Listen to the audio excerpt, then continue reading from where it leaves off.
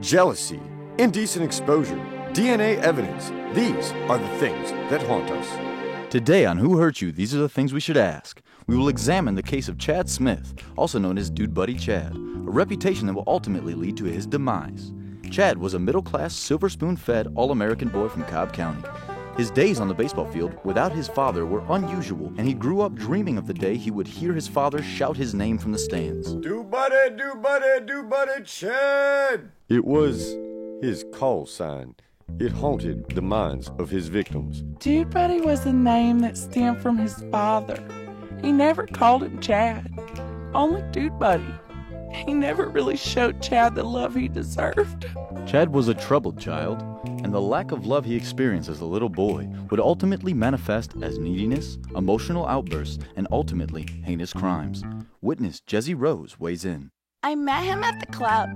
He was dressed in a pop-collar polo. Well, an Abercrombie & Fitch polo and khakis. He had on a backwards hat and was staring at his phone. He really grabbed my attention from across the room. 22-year-old Jezebel would have never imagined her night would end in disappointment and embarrassment. Dude Buddy was a fitting name. He had no personality. There must have been about 75 of them fraternity brothers, and you could not tell one from another.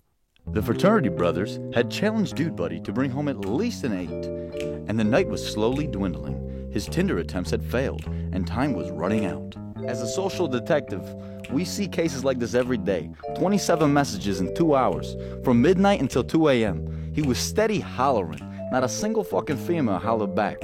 His pickup lines were actually quite impressive, but constant LOLs must have did him in. His lack of emojis really turned me off. When I mentioned the Tinder loser to him, his face turned beet red. One of the girls he had hollered at had been young Jessie, and little did she know she would accidentally meet a Tinder swerve that night. They were sitting at the bar. The two, they were quite close, according to the bartender. She was giggling, and she pulled out her cellular device. His face changed abruptly, and that's when the shit, it hit the fan. I thought he was the guy on the right. Poor young Jessie was charmed by his in-person pickup line. She mentions how a previous Tinder suitor tried the same one and it came off absolutely lame. She pulled out her phone and proceeded to show him the Tinder loser, which was the final straw that sent Chad into a huge rage. The scene, it was brutal. There's chairs knocked over, broken glass, pants, and semen just everywhere. He flew into a rage. He stood up and started running at the biggest guy in the room. Both of their pants were down before he even knew what happened. Dude Buddy Chad had snapped. Eyewitness accounts and video evidence tell us a tale of a troubled man. He proceeded to pull out his own dick and violently jack off while pantsing all the men in the room. He was screaming, "Dude Buddy, Dude Buddy, Dude Buddy, Dude Buddy, Dude Buddy," throughout his rage, stunning his victims and leaving a river of semen in his wake. It was everywhere. I've never seen anything like it. He wasn't a very large man. How does one man produce that much jizz? Video evidence of the incident, eyewitness accounts, and the bartender's receipts helped law enforcement identify Chad by a distinctive white shell necklace that he had worn since 1999, and a tab that consisted of strictly Bud Light. Witnesses also noted his high-top white shoes, prints that looked remarkably similar to Nike's, were left in the semen that coated the bar.